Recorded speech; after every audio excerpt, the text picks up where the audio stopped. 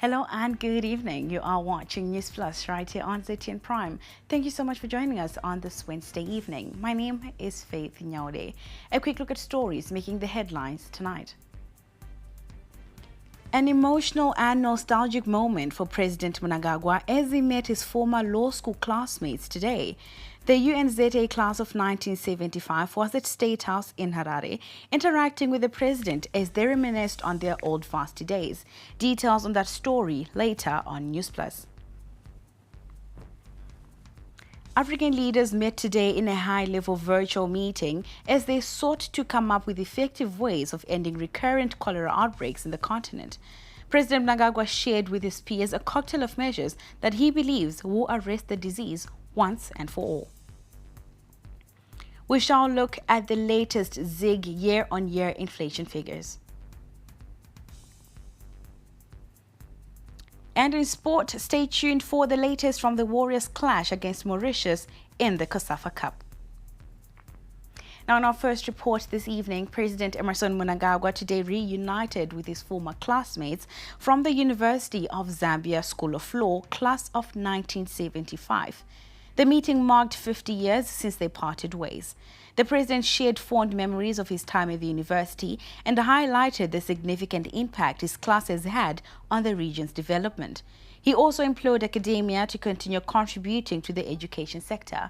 Our correspondent, Lato Nyango, was at State House.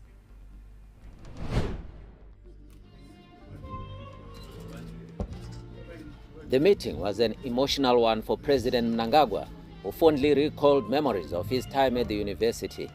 He hosted some of his former classmates at State House, while others have since scattered across the world. This 50th reunion of the class of 1975 is a joyous moment for celebration and reflection on what we have achieved to date and what we still have to do with our lives. At the time of graduating, we could hardly imagine that we would be celebrating our 50th class reunion 50 years later. None of us could foretell what our future would hold or what role we would play to impact our respective societies. The class of 1975 has had a profound impact in the region, with many of its members going on to hold leadership roles. It boasts an impressive list of accomplishments, with 2 presidents, a chief justice, and 2 speakers of the Zambian National Assembly among its alumni. Some of us took up leadership roles in government, served as ministers, some as judges, some as attorney general, solicitors, bank governors, presidents of regional banking institutions, and legal advisors to the other nations from the same class.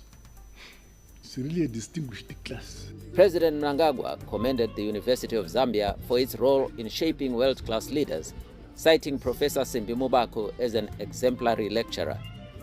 He also challenged academia to continue playing a responsible role in education. I challenged academia in this arena of the education sector to always be aware of the weighty responsibility which is upon them.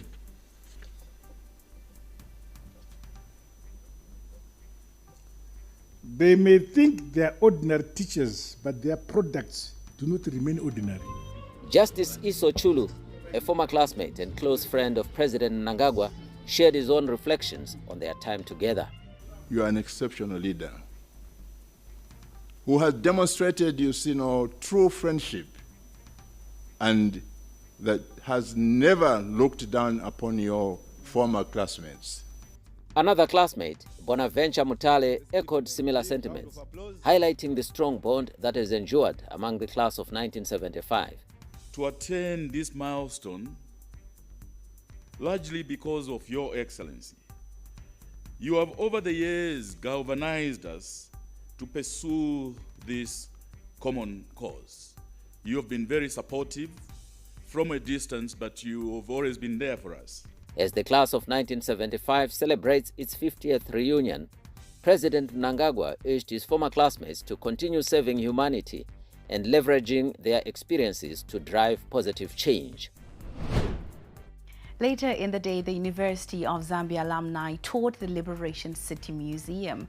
The delegation was impressed by the efforts on the ongoing construction of the museum, which serves as a repository of African history and heritage. Yeah, as the leader of the Zambian advocates visiting President Mnangagwa in commemoration of our 50 years of graduation from the University of Zambia, we have been accorded a tour of this the museum in order to share the experiences that you are going through. I must say we are quite impressed with what has been laid out. It looks like a highly ambitious project, but with the support of all the African countries, I can see this project fulfilling its objectives. Now on to some health matters. President Mnangagwa has said the African continent needs to move beyond reactive responses by prioritizing massive investment in water supply infrastructure to effectively end recurrent cholera outbreaks. He said this in a speech read on his behalf by Vice President Chiwenga during a virtual high-level meeting of African heads of state and government earlier today. Cholera remains a significant public health challenge in Africa. According to WHO, the continent recorded the highest number of cholera cases in 2025. South Sudan, Zimbabwe, DRC, Angola, Nigeria, and Ghana are some of the African countries that battled outbreaks of the disease in the recent years. It is against this background that African leaders today convened a high-level virtual meeting to address the cholera epidemic. Vice President Constantino Chiwenga, who was representing President Mnangagwa, said Africa should decisively eliminate cholera. This cyclical resurgence is a clear indication that cholera has become endemic in some of our environments. We must therefore move beyond reactive responses. We must act decisively to eliminate cholera from our communities once and for all. Most of the cholera outbreaks have been attributed to climate change and poverty. In March 2025, a total of 5.2 million doses of oral cholera vaccine were administered globally. This marked the fourth consecutive month above the 5 million dose emergency stockpile target. Yet demand continues to exceed supply and hinders efforts to control cholera outbreaks. Establishing dedicated health emergency responses funds, equipping laboratories with advanced diagnostic technologies. 3, expanding vaccine access and social equity by the deployment of oral cholera vaccines remains a vital tool. Latest reports show a reduction in new cholera cases.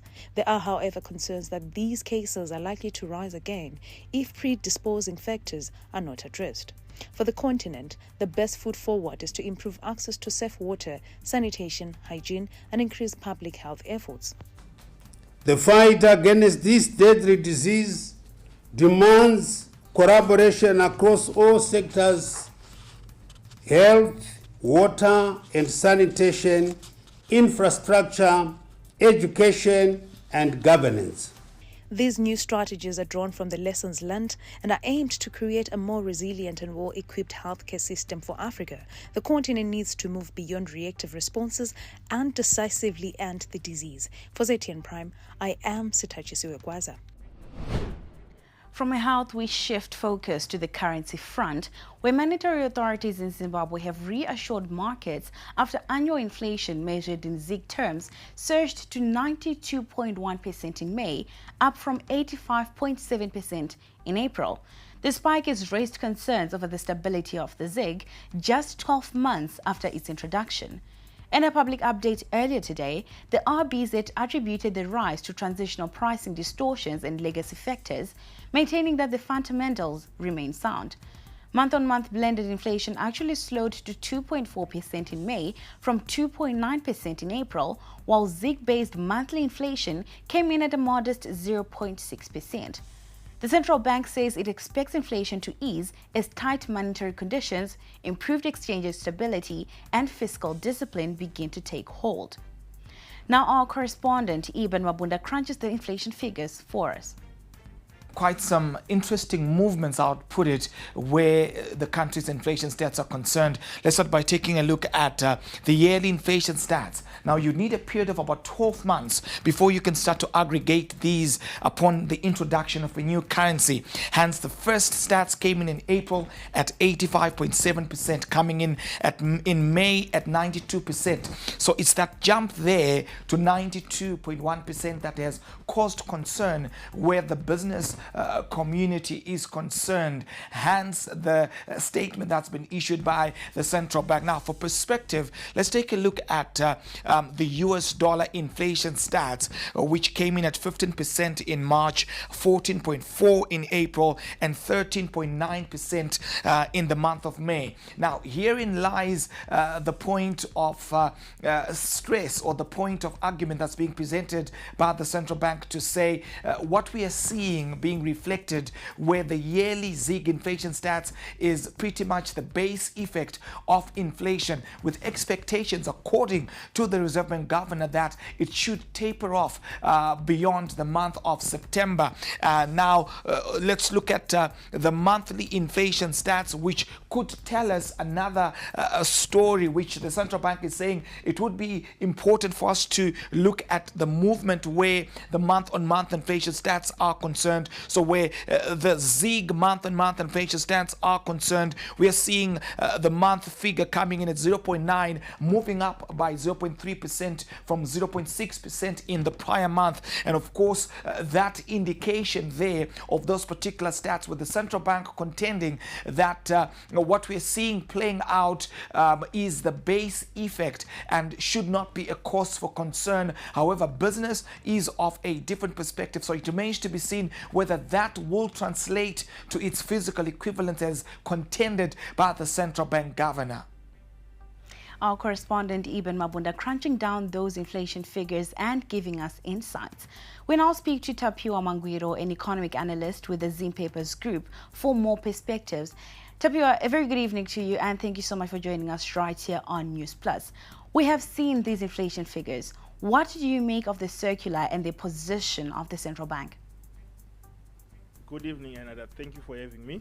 The trend that we are witnessing of increased inflation on the annual inflation is just an opposite of the monthly inflation, which is hovering around 1%.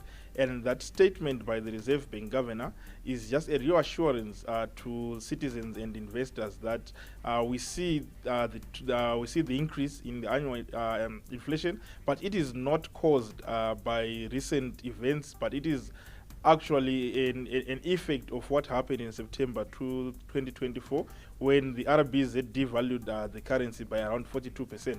So for customers, for consumers and investors and businesses as well, they deal with daily and weekly issues and monthly issues. So we should majorly look at the month-on-month inflation, which is around 1% now. And the RBZ is saying that going forward, we'll see the annual inflation dipping to below 30% in the next 2 to 3 quarters. So we should not be worried. And as a professional opinion, I would also say that we should look at what the RBZ is doing and not what it is saying. So we should keep an eye on the monetary issues that are going through.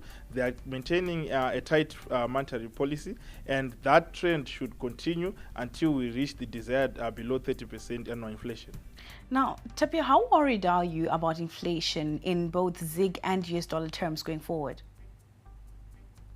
I'm not entirely worried about the ZIG inflation because the RBZ right now it's walking the right road, and we can see that it is maintaining its stance.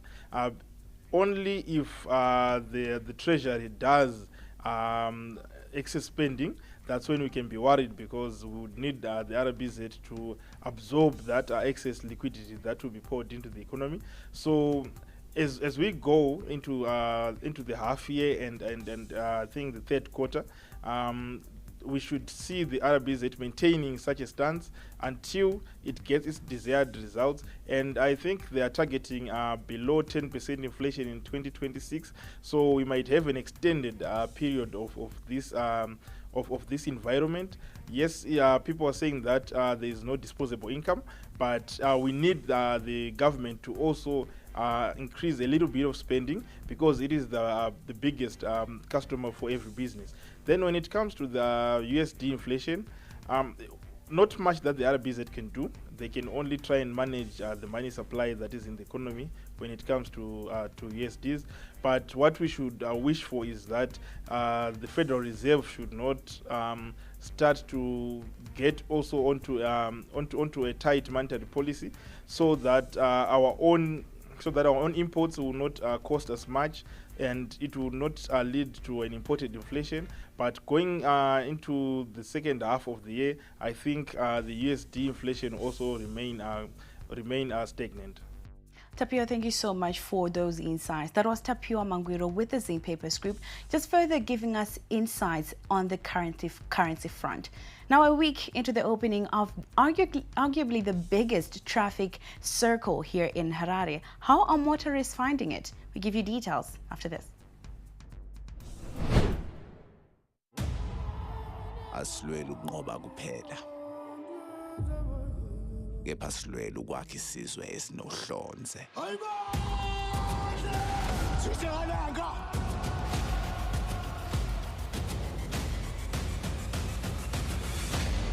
Sekunjalo.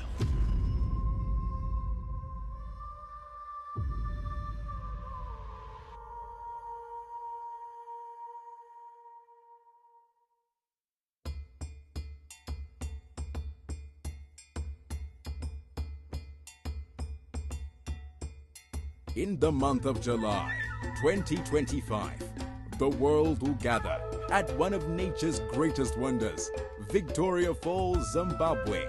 From the 23rd to the 31st of July 2025, Zimbabwe will proudly host the 15th meeting of the Conference of the Contracting Parties to the Convention on Wetlands, COP15. This is more than a conference, it's a call to action, running under the theme, protecting wetlands for our common future. COP15 will unite 173 nations to address pressing issues, wise use of wetlands, biodiversity loss, climate change, and sustainable development. Together, we will explore innovative solutions, strengthen global commitments, and ensure wetlands remain vital for the current generation and those to come. Join us in shaping a sustainable future. COP15, Victoria Falls, Zimbabwe, July 23rd to 31st. Protecting wetlands for our common future starts here. This message is brought to you by the Ministry of Environment, Climate and Wildlife.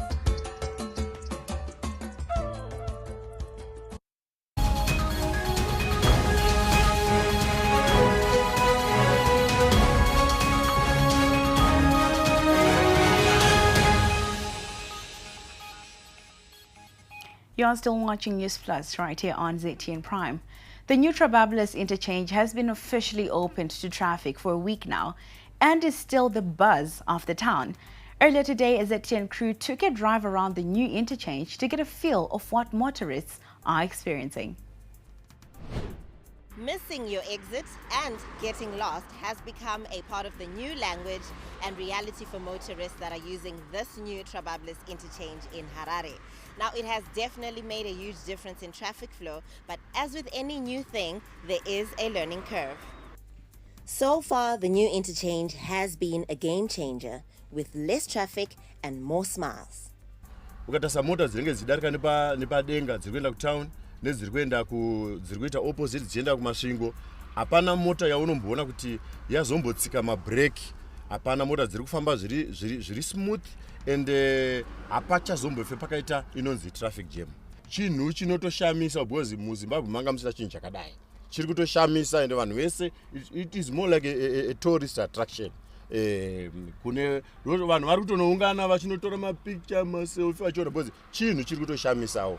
Even though the interchange has clear signage, some drivers are not yet familiar with the new layout. Pauda vanotogona kuverenga. Because kana usingagoni kuverenga unobudira kuGlenora uchienda kuSA. Vari kurasika hwavo ndofunga vanenge vasati vasvika vasati vanzwawo kuti road yakamira sei. Tine traffic safety council ndoiri kuti ibatsira kuti tipinde vai mu roundabout. Asi pane zvino hatichalokerwe takufamba zvakanaka. And some, in particular combi drivers, have already been seen deliberately breaking traffic regulations by driving over pavements. And to address that and ensure adherence, authorities will have to take action. As the ministry reflects on the project, they are delighted by the positive impact it has had on the community. Addressing a post-cabinet media briefing on Tuesday, Transport Minister Felix Mona promised similar interchanges around the city. What I liked, we then had a number of people visiting the interchange, and some of the lawmakers also visiting themselves to see, and then they would affirm that this is a marvel. For now, the message is very simple. Take your time and read the signs carefully, and don't be afraid to take a little detour if unsure. With a little patience and more practice, this new road will make life easier for commuters. Reporting for ZTN Prime, Wadzanai Sansole. Sha, are you sure we're taking the right lane, Panama? Should I go down Glenora and we don't want to get lost? Glenora. Unashika. Gantodzikisa vulumuka. Inyasoverenga zvakanaka masena acho kuza pakashata wangu. From the Trabablas interchange, which has eased congestion, we now cast a spotlight on Harare's non-functional traffic lights, which have plunged the city into a traffic chaos. Drivers in the city are left to guess who moves first at busy intersections, increasing the risk of accidents. Our correspondent, Talent Gore, takes a closer look at the issue. For the past 3 months or so, this traffic light at the intersection of Jason Moyo and Sam Nuyoma has not been working. If you have been in the CBD lately, you have probably noticed it. Cars inching forward, pedestrians taking risk just to cross the road. According to the Harare City Council, out of the 69 traffic lights within the central business district, only 48 are working. Well, this is causing or posing a serious risk to motorists and pedestrians as well. It's a nightmare, one that locals have learned to live with. My peak hours, kana traffic light isingashande apa unenge uchimhanya kwaunenge washedzwa kuti ukurumidze kubata nguva. Zvinoita kukonzera kuti unonoke because motikari dzine dzaloka. Saka tinokumbira kuti pagadziriswe. Dai zvichiita kana kushandisa masola kana magetsi achinetsa oshandisawo masola ngeni. A lot of accidents have been attributed to the non-functional traffic lights, with numerous cases of people being hit by cars. Zvinototiodai kuri kunzi inokwanisa kutiitira ka ndokuti maaccident mamwe anoavoidika nenyaya nokuti mamwe ari kukonzeresiwa neizvozvo. Dai ikazamawo nepainokwanisa kuti itigadziriwo marobots chitowedzera nemalines zvake pamarobot ipapo unongoisa zve mademarcation lines haasi kuwanikwa, haana kunyorwa. Saka unoponozona uchiswevha achida kuenda kuda kutotsvaga line imwe iri kuuyawo apa pamakatonanga pamarobot ipapo. Stakeholders have blamed the council of negligence. Panyaya marobots edu haasi kutomboshanda zvachose guta rose. Macity fathers handizive kuti vari kupaunawo sei because ivo vanofambawo nemarobots imomo. Tiri kuti isusu dai paita department ravo rakangomirira kuona marobots emukati mutaundi munomomo kuitira kuti pasaite congestion because hazvisi kutombobatsira because marobots haasi kushanda taundi yese. Tikatendera taundi yese toona majunction akawanda mune marobots but marobots acho asingashandi. Magetsi anenge ariko but marobots anenge asina. Hazoti maengineers avo varikutadza basa here. However, the city of Harare says there are plans to restore the traffic lights to full functionality. We have a plan to fix the traffic lights. One of the major issues with our traffic lights has been the power cuts. When there is no power, obviously the traffic lights will not work. So we are coming up with alternative sources of power to complement the power that we get from the national grid. Mayor Mafume says they are working on installing CCTVs to deal with errant drivers. We also need to find a way to deal with errant motorists that damage the traffic lights at night due to the bad driving. The idea is to begin with the CBD, but to install them everywhere where there is a traffic light. We believe that we must move towards traffic police, smart policing, and CCTV coverage is the way to go.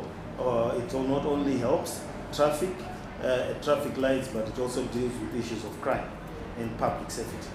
In the meantime, municipal police presence has been intensified at major intersections to help manage the chaos and keep Harare's traffic moving. For ZTN Prime, I am Talent Kore in Harare. From traffic matters to AI, Zimbabwe's Speaker of Parliament Jacob Mudenda has called on SADC parliaments to pour resources and expertise towards artificial intelligence advancement. Mudenda made these remarks recently while presenting the country's situational report on artificial intelligence during the 57th plenary session of the SADC Parliamentary Forum currently underway in Victoria Falls. He also emphasized the need for laws that promote artificial intelligence and importance of collaboration in harnessing the benefits of AI. The SADC Parliamentary Forum is running under the theme Harnessing Artificial Intelligence for Effective and Efficient Parliamentary Processes, Experiences, Challenges and Opportunities. There's also need to explore the feasibility of pooling technological resources and expertise in order to achieve economies of scale in technological investment. Furthermore, a common legal framework for the governance of artificial intelligence is needed to enhance transparency, which is essential for building the information economy anchored on information communication technology, ICT. Now, another concerning matter is that of wetlands, which have continued to erode owing to a range of factors. This has not only seen a disturbance of the water table, but the destruction of ecosystems and a shift in biodiversity. But will these issues ever be resolved and the wetlands restored? I unpack that in this report.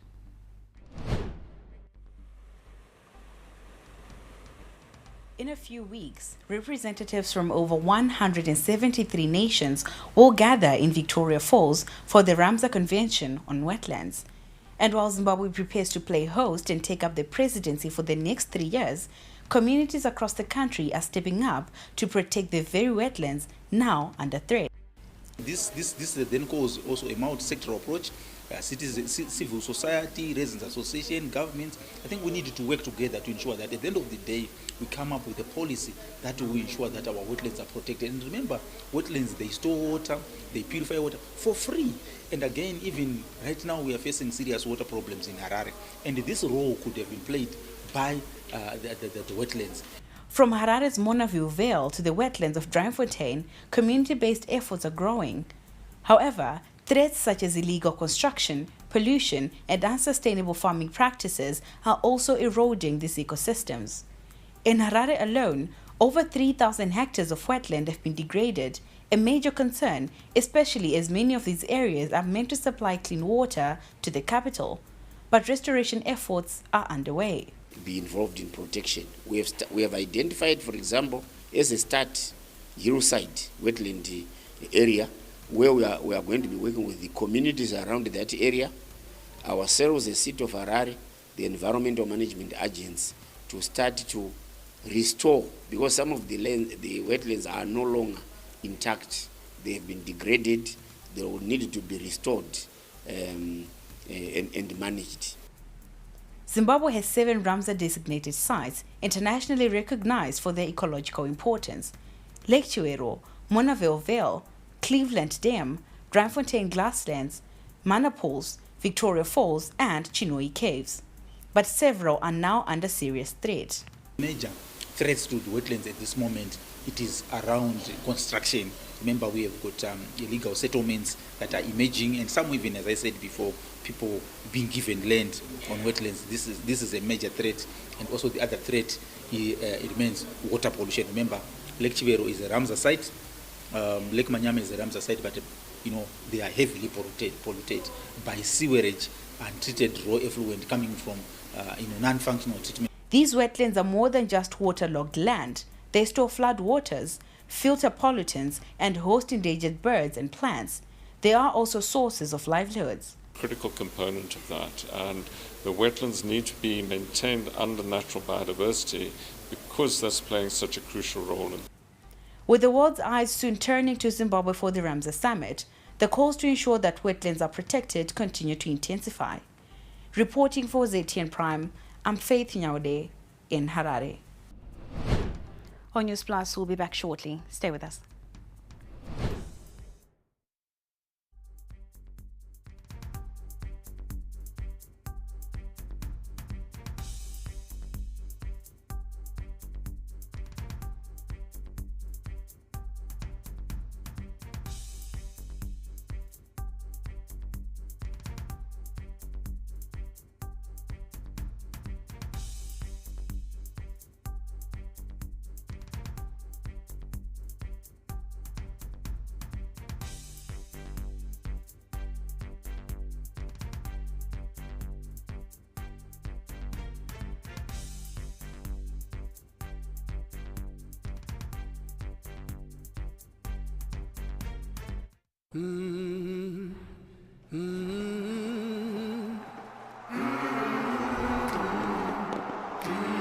Crowd goes absolutely emphatic.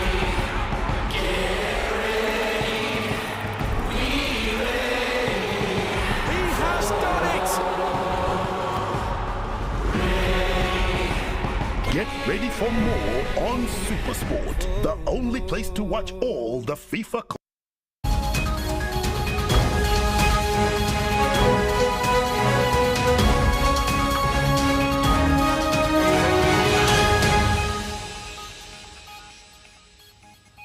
You are still watching Newsplus, and now we take you to the courts, where Prosper Vanvaone, a man who impersonated a medical doctor at Mpilo Central Hospital in Mlayo, has been sentenced to 42 months in prison after being found guilty of defrauding patients.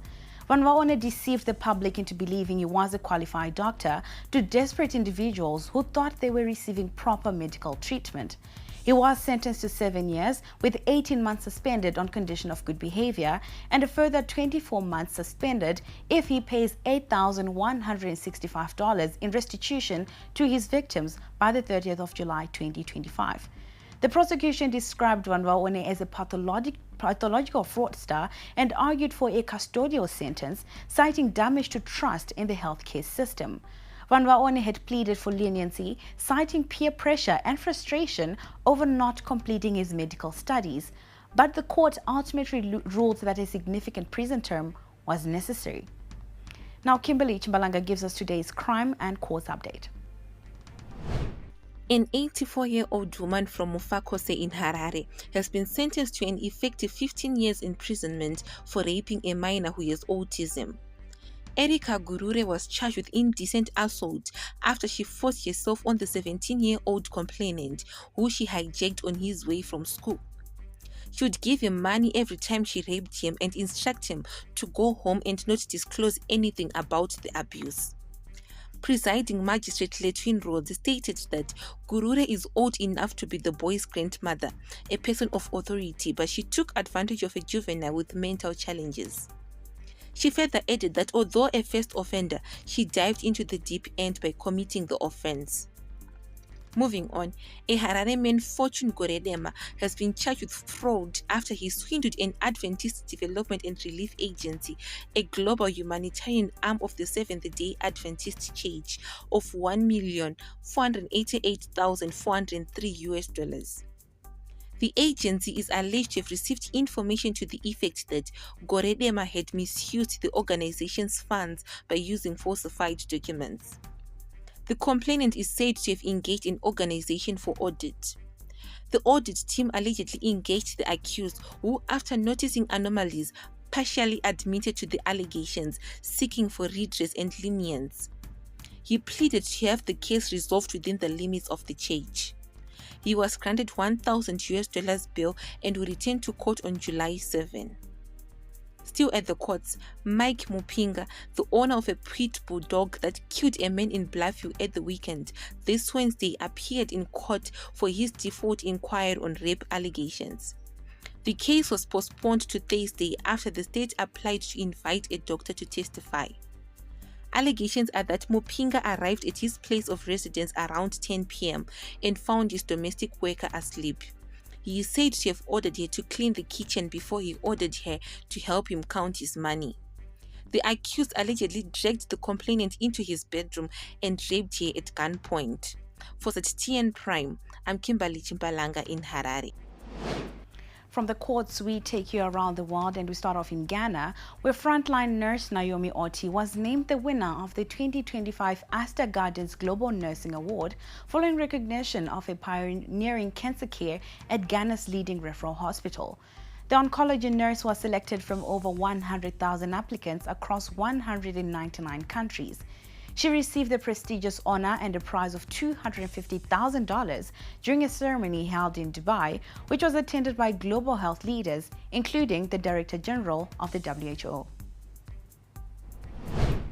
Just in the midst of all the 10 finalists who had beautiful stories,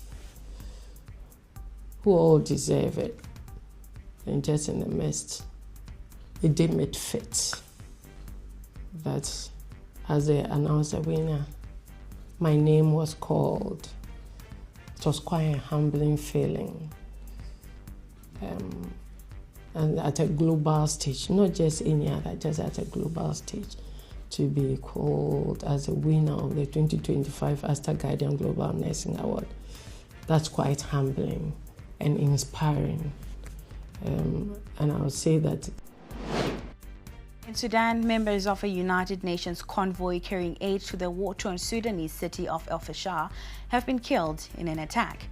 UN agencies said several people were also injured and multiple trucks burnt in Monday's night's assault, which took place near El Koma in the state of North Darfur. The two sides in Sudan's grueling civil war, the paramilitary Rapid Support Forces (RSF) and the regular army, have accused each other of striking the UN convoy with drones. The UN did not say how the attack happened, but called for an urgent investigation and for the perpetrators to be held to account. In South Korea, Lee Jae-myung of the majority Liberal Democratic Party has been sworn in as South Korea's new president after formally beginning his single 5-year term early in the day. The country's 21st president took the oath of office in the National Assembly building, saying in a televised inaugural address that he will serve all people regardless of who they supported in the presidential election. Lee won 49.42% of the support, defeating his arch-rival Kim Moon-soon of the Conservative People Power Party by a wide margin of 8.27 percentage points. We will focus on about the economy, especially maybe the domestic economy also, because the domestic economy is so bad right now. Many maybe enterprise is now going to bankrupt. So he focused on that. Also, maybe he will deal with the United States about tariff issue. He only wants to have South Korea's foreign relations and national security policy to be pragmatic. So there's a similarity between his alleged orientation of foreign policy and Trump administration foreign policy, hinged upon this principle of transactionism and pragmatism. Still in news from beyond our borders, Egypt, Iran and the International Atomic Energy Agency have vowed to conduct joint efforts to achieve a peaceful settlement of the Iranian nuclear issue and avoid further escalation of tensions in the Middle East. At a conference after the talks, the three sides expressed their commitment to working towards a peaceful settlement of the Iranian nuclear issue through political and diplomatic means. اگر هدف از مذاکرات این باشد که اطمینان حاصل بشود که جمهوری اسلامی ایران هرگز سراغ سلاح هسته‌ای نخواهد رفت، به نظر من یک توافق کاملا دستیافتنی است. ولی اگر اهداف غیر معقول و غیر واقعی وجود داشته باشه، اگر هدف محروم کردن ایران از فعالیت‌های صلح‌آمیز باشه، ما به هیچ وجه توافقی رو نخواهیم داشت. After the break, we crash down the numbers when you take a look at business news. Stay with us. Harare. Tune into the beat. Capitalk 100.4 FM, your source for news, business, sports, fashion, and more. Experience the pulse of Harare's culture and lifestyle. Capitalk 100.4 FM, Harare's top radio station. Join the conversation with Zimbabwe's top personalities. Subscribe now for fresh and infotainment content daily. Capital 100.4 FM, Harare's heartbeat.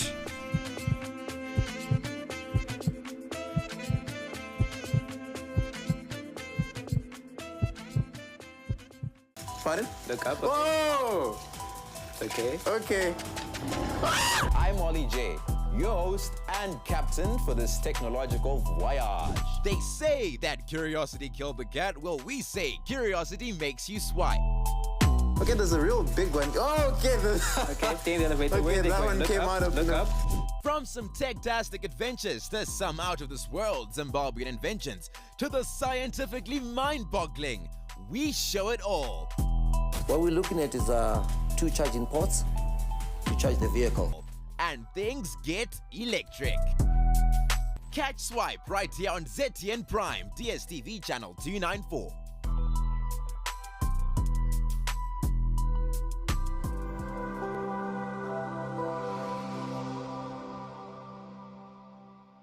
Didn't graduate? I guess I blew it. You couldn't advise him anything. He would just look at you and say, so who do you think you are? We were just like really spoiled. And then they just give me the receipt and I'd pay. The guy walks in one day and then he says that he wants to make a movie. He was blowing the money. There was just like this habit that he had where as soon as he got money, it was gone. I just didn't have the skills or the experience. This money, I could see it disappear so fast.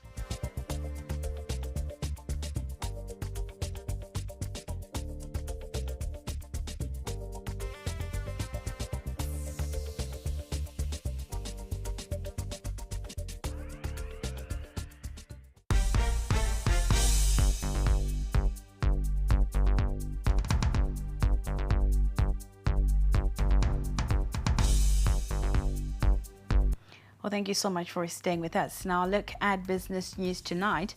Special advisor to the president responsible for monitoring implementation of government programs, Dr. Joram Gumbo, has commended the progress made on the construction of Kunji Dam. Dr. Gumbo, who was on a tour of the dam construction site today, also highlighted the significant impact of the water body to Mashonaland East Province and the nation at large. After the tour, Dr. Gumbo took time to address members of the community, including those who are to be relocated, in order to pave way for construction works to proceed. It provides a lot of employment for the locals.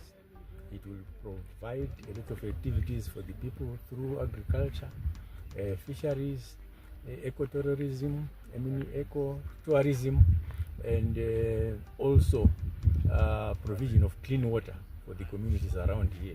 It will also provide clean water for Harare,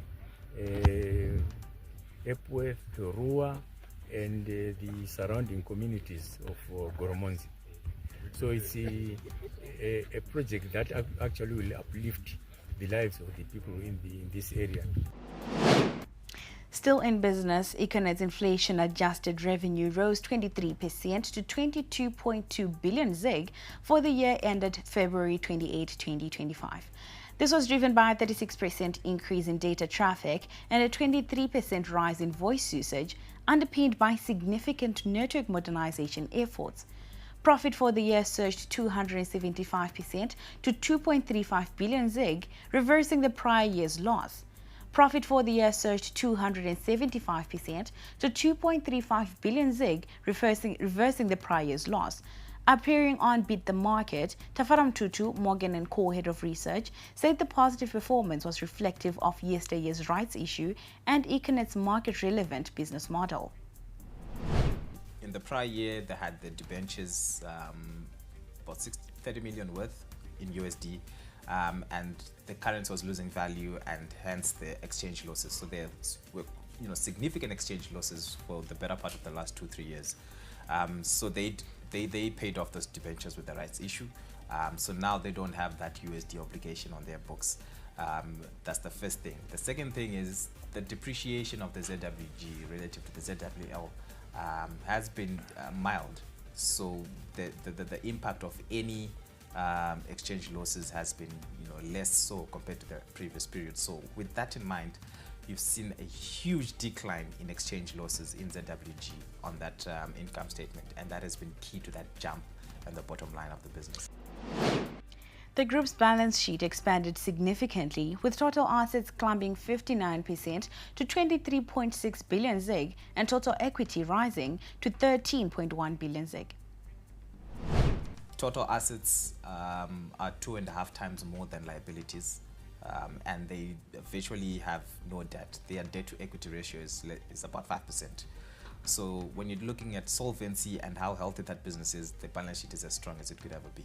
From our estimates and looking at the entire cash flow statement, you get a sense that their USD inflows have risen from around 25% some 12 months back to almost 60%. So now they have real cash that they're holding on. And this is cash that preserves its value compared to the prior years. And this cash is actually something that they can use. So now you're seeing this business being bold enough to actually go back and do significant capex.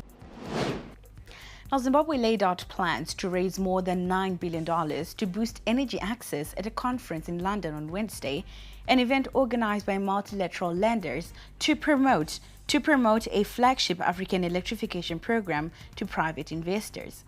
The plan, which falls under the World Bank and African Development Bank's Mission 300 program, envisages more than doubling of the country's power production from hydro, wind, solar and biomass plants. Mission 300, which the banks unveiled at a conference in Tanzania in January, aims to bring electricity to 300 million people in sub-Saharan Africa by the year 2030 at a cost of tens of billions of dollars sourced from development finance institutions and private investors. Now, Women Affairs, Community, Small and Medium Enterprise Development Minister Monica Muchangwa has expressed satisfaction towards the capacitation of district development offices countrywide, saying the development will positively contribute to the country's fight to eradicate gender-based violence and child marriages. Our job is to really get into the people. We do have structures as a ministry all the way to the ward level. We have with provincial development officers, and today you have seen us handing over 15 cars to some of our district development officers. The idea is to make them mobile. There's a lot of work which needs to be done to see that families are living in an environment which is conducive to bringing up better citizens. It is the work of our officers who go all the way up to the ward level. We also are working within the mantra of our president that we shouldn't leave anyone behind or any place behind. Still in business, Ghana has recorded over $1.17 billion in foreign exchange earnings in just 1 month of operations under the Gold Board Gold Purchase Program, according to Finance Minister Dr. Kasil Atto-Foson. The initiative, known as Gold Board, has seen the country export more than 11 tons of gold since it launched, signaling a major boost for Ghana's efforts to stabilize the city and enhance local participation in the gold trade. According to Dr. Foson, the government also plans to use the MIAF and Gold Board to grow the country's gold reserves over time. Now we give you some sporting action.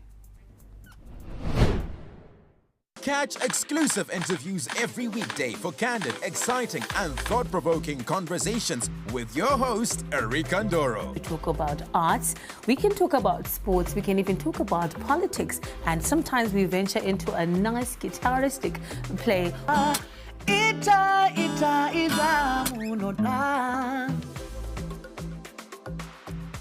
The one story where you can't get out of your head.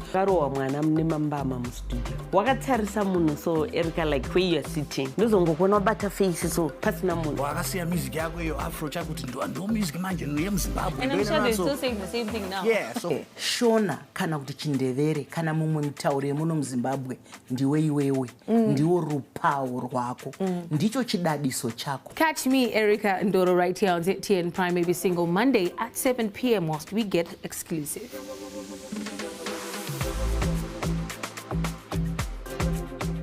They call me Racer X, or in this case, Racer J. All right. Put your seatbelt on.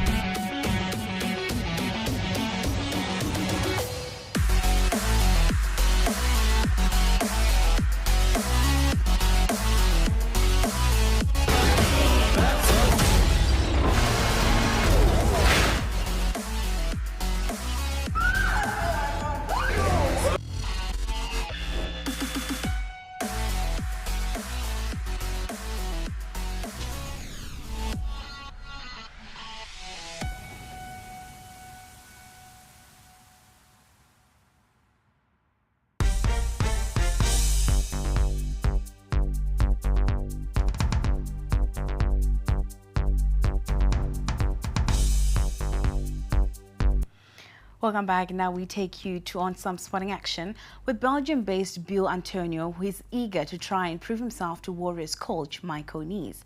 The former Dynamos winger, now at Michelin, was sidelined for a long period due to injury. He is part of the Warriors squad in Morocco for friendlies against Burkina Faso on Friday and Niger on Tuesday. Like what you said, you know, a couple of faces that I know from the previous time I was here, and new faces, but yeah, I can say it's good to be back with the guys, and you know, I'm enjoying every moment with them.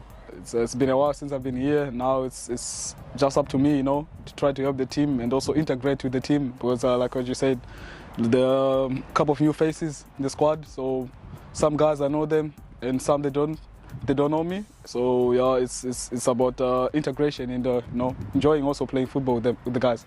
It's up to me as an individual, and it's up to us as a team also. But yeah, I think it's the target of everyone, you know, helping the team. Because at the end of the day, football is a collective sport. So at the end of the day, you know, you might have individual objectives, but the collective objectives, those are the ones that come first. Still with the Warriors, German-based Zimbabwe midfielder Jonah Fabish brings to the Warriors squad a great option.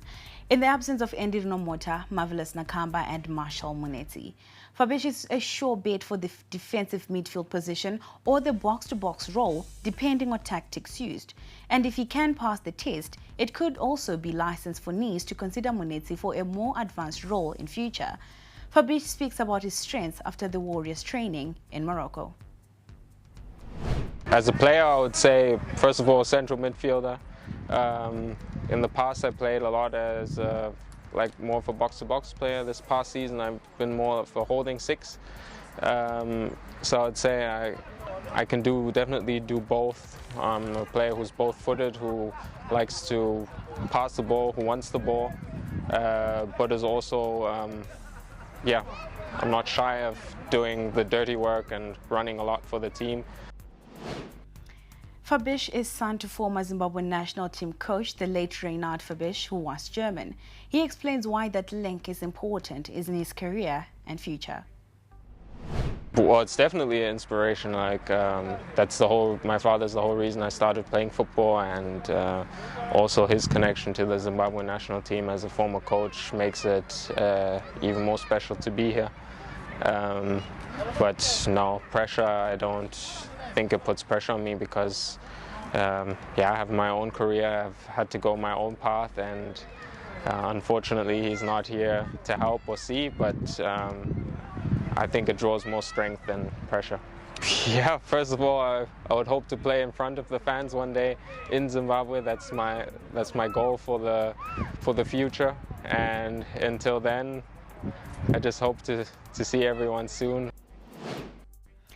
Triangle United are hoping to hit the reset button during the 2-week international break as they look to reignite their season and escape the PSL relegation zone. We get more in the following report. Triangle United have been stuck in the relegation places since the season started in what has been a difficult return to the top flight. The side carries a number of unflattering statistics this season alongside fellow promoted side Kwekwe United.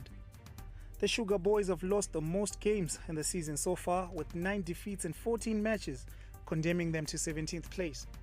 They have also conceded the second most goals with their 21 conceded, only better than bottom side Kwekwe United, who have the leakiest defense with 28 goals shipped in so far. The side has not hit the heights in front of goal either, with 9 goals scored, the 5th lowest return out of the 18 teams in the league. Triangle United have shown signs of life with 2 wins and 2 of their 3 draws coming under the watch of Genesis Mangombe, who joined the team in April. At a glance, the paradox of Triangle United has been eye-catching performances, but the lack of a killer instinct to see off matches. Now with a 2-week international break in effect, Mangombe is looking for a reset with his team.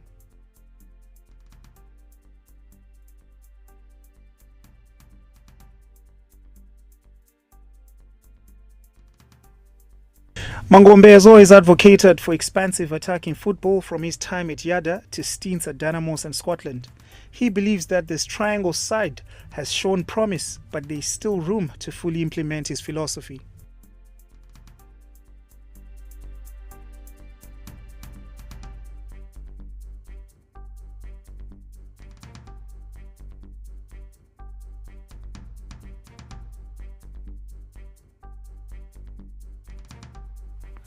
Now, the Warriors kicked off their COSAFA Cup campaign today with a 0-0 draw against Mauritius. This year's COSAFA Cup offers not only a chance to compete for silverware, but also an important preparation platform ahead of the AFCON tournament that is set for December. The 0-0 draw was a dent to the Warriors' much-needed confidence and momentum. Now, still now look at local sport. Chicken Inn have been summoned to appear before the PSL's disciplinary committee, facing charges of causing the abandonment of their match with Scotland at Rufaro last month. The Gamecocks have also been charged with disorderly conduct, failure by the players and officials to comply with lawful orders, and disturbing the normal proceedings of a match. Chicken Inn midfielder George Majika has also been separately charged with disorderly conduct and failing to comply with lawful orders. Their hearings will be held on the 26th of June. And that's all we had for you on Newsplus this Wednesday evening. Thank you so much for joining us and for staying with us. My name is Faith Nyaude. We leave you with the weather forecast. Good evening and pleasant viewing.